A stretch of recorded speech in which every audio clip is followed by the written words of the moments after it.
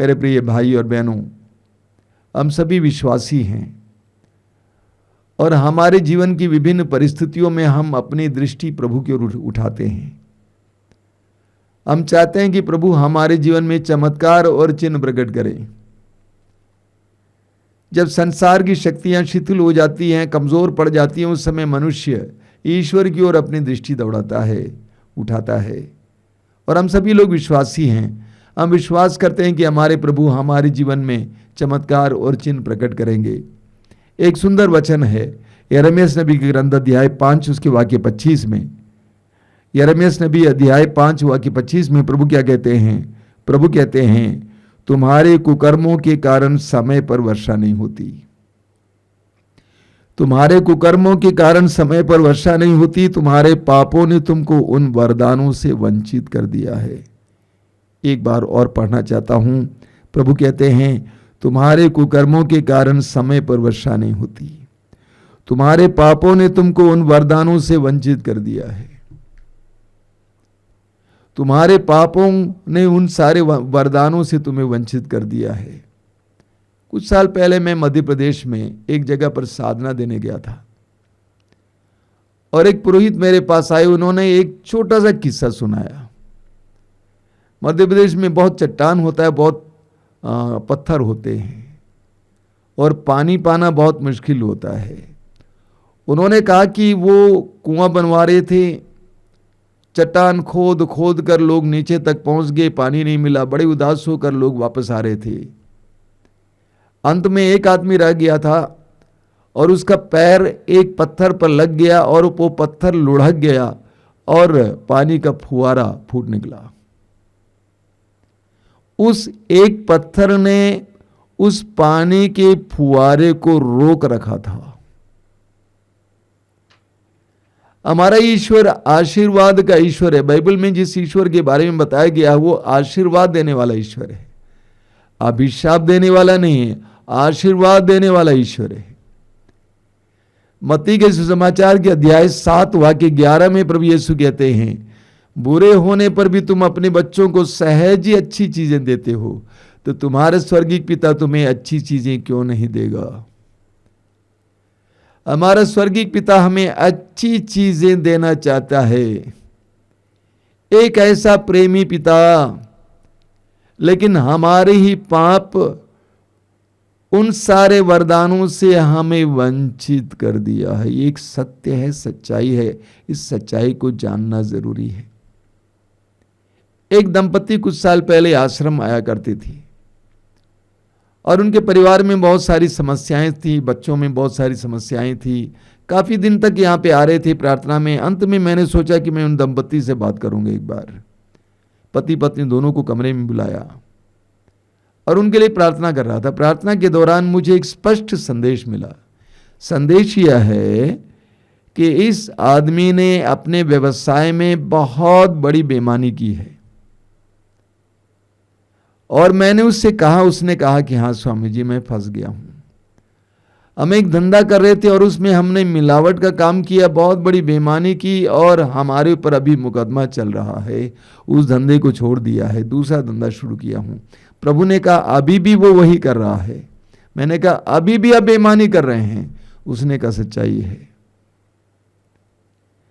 अपने नए धंधे में भी वो बेईमानी कर रहा है, पैसा ज्यादा कमाने के लिए। मैंने पूछा भाई, पाप और कृपा दोनों एक साथ कैसे जा सकते हैं? पाप और कृपा दोनों एक साथ कैसे जा सकते हैं? एक साथ नहीं जा सकते हैं। प्रज्ञा ग्रंथ के अध्याय 1 उसके वाक्य 4 में लिखा हुआ प्रज्ञा के बारे में, प्रज्ञा उस व्यक्ति में प्रवेश नहीं करती है जिसके शरीर में पाप निवास करता है। प्रभु की कृपा हमारे अंदर तब तक प्रवेश नहीं कर सकती है जब तक हमारे अंदर पाप बसा हुआ। आप पश्चाताप करेंगे तो अलग बात होती है। तो ईश्वर के बहुत सारे वरदानों को हमारे ही पाप रोके रखे हैं। हमें स्तोत्र ग्रंथ के अध्याय 38 वाक्य 19 में पढ़ने को मिलता है, मेरे पापों के कारण मैं अशांत हूं।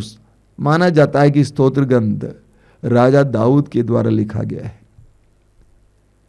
दाऊद कहता है कि मेरे पापों के कारण मैं अशांत हूं।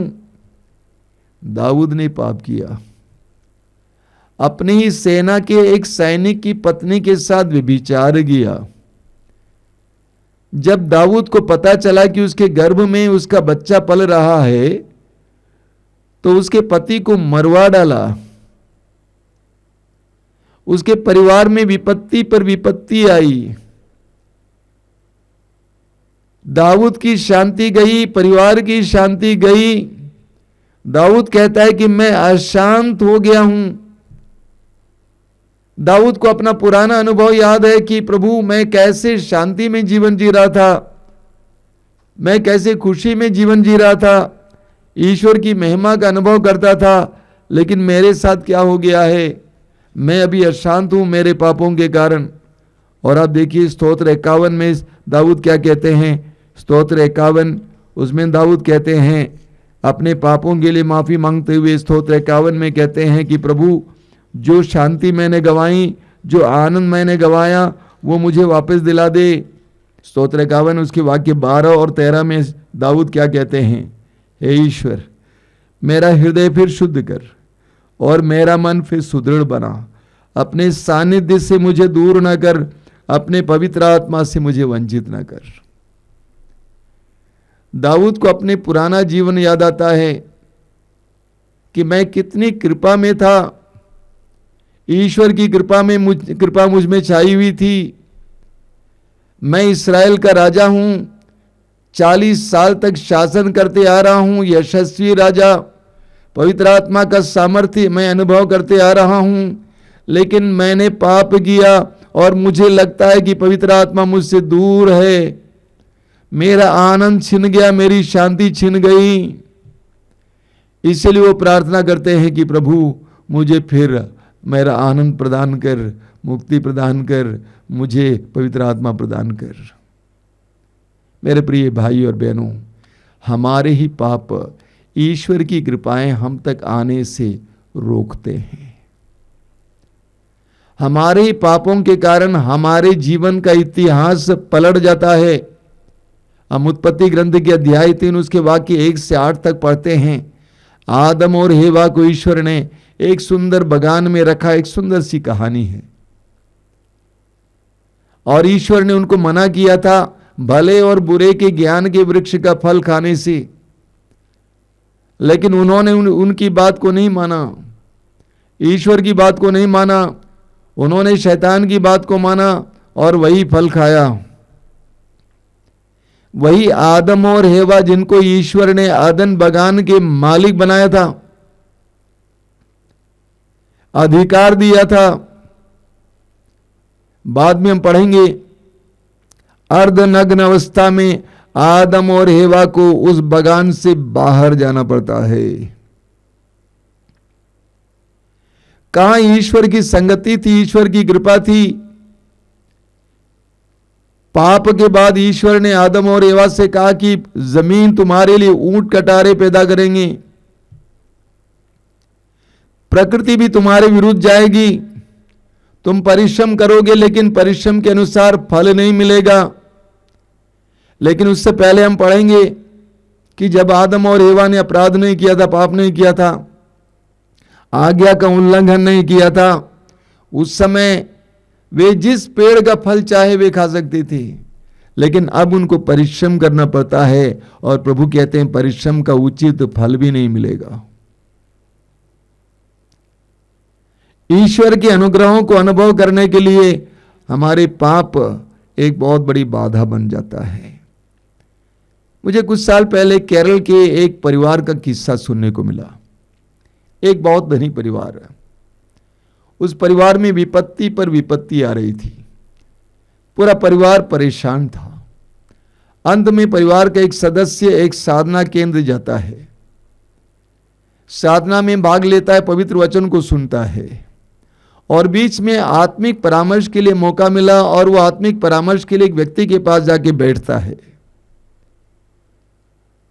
और प्रार्थना के दौरान आत्मिक परामर्श देने वाला व्यक्ति कहता है कि आपके परिवार ने एक पुरोहित को बहुत ज्यादा दुख दिया, सताया है, उसके कारण आपके परिवार में इतनी सारी विपत्ति आई हैं। वो भाई फूट फूट कर रोता है। उसने सारी बातें बता दी। कई साल पहले की बात है, एक फादर थे जिनका नाम था फादर बेनेडिक्ट। एक नारी के कत्ल के आरोप में उनको जेल का कारावास की सजा सुनाई गई थी, जबकि वो निर्दोष थी। दोष सिर्फ इतना था कि वो नारी कभी कदार उस पुरोहित के पास जाया करती थी पाप स्वीकार करने के लिए और अपने दिल के दर्द को बताने के लिए। इस धनी परिवार के किसी व्यक्ति ने उस नारी के साथ बलात्कार किया था, व्यभिचार किया था और उसके बाद उसको मार डाला था, इसलिए कि वो नारी उस फादर के पास बराबर जाया करती थी। उस फादर के ऊपर इन्होंने वो सजा लगा दी, दोष लगा दिया, और उस फादर ने कई वर्ष कारागार में बिताया। कई लोग पाप करने के बाद सोचते हैं कि पाप हो गया, खत्म हो गया। खत्म नहीं होता है। कई लोग प्रार्थना करते हैं प्रभु उसको भूल जाइए, माफ कीजिए। डिलीट नहीं होता है। पाप का एक इतिहास होता है, पाप का परिणाम होता है और उस परिणाम को हमें भोगना पड़ता है। इसलिए बाइबल हमें बताती है कि एकमात्र रास्ता है पश्चाताप का रास्ता। एकमात्र उपाय है पश्चाताप का उपाय। हम अय्यूब के ग्रंथ के अध्याय 22 वाक्य 21 में पढ़ते हैं, वचन कहता है ईश्वर से मेल कर लो, तुम्हें फिर सुख शांति मिलेगी। ईश्वर से मेल कर लो और तुम्हें फिर सुख शांति मिलेगी।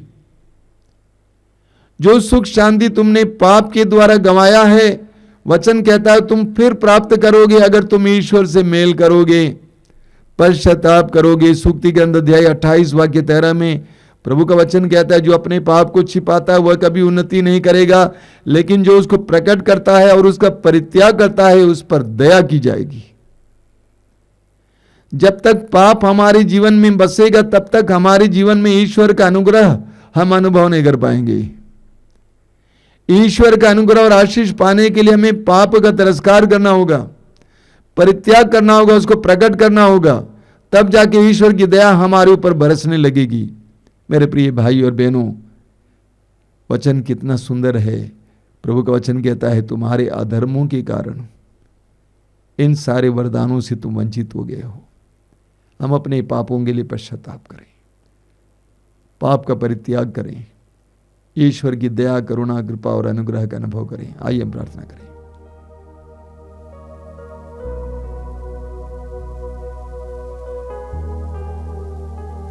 धन्यवाद देते हैं प्रभु इस समय के लिए,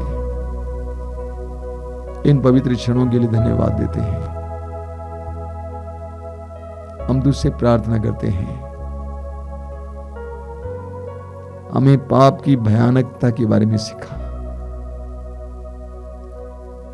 हमें सत्य को स्वीकार करने, अंगीकार करने और समझने की कृपा दे कि दानी और दयालु परमेश्वर के अनुग्रहों को प्राप्त करने के लिए हमारे ही पाप एक बहुत बड़ी बाधा है। अपने पापों का परित्याग करने के लिए, पश्चाताप करते हुए तेरे अनुग्रहों के योग्य बनने के लिए हमें तैयार कीजिए। प्रभु हम पर दया कीजिए। तेरी स्तुति, तेरी आराधना, तेरी महिमा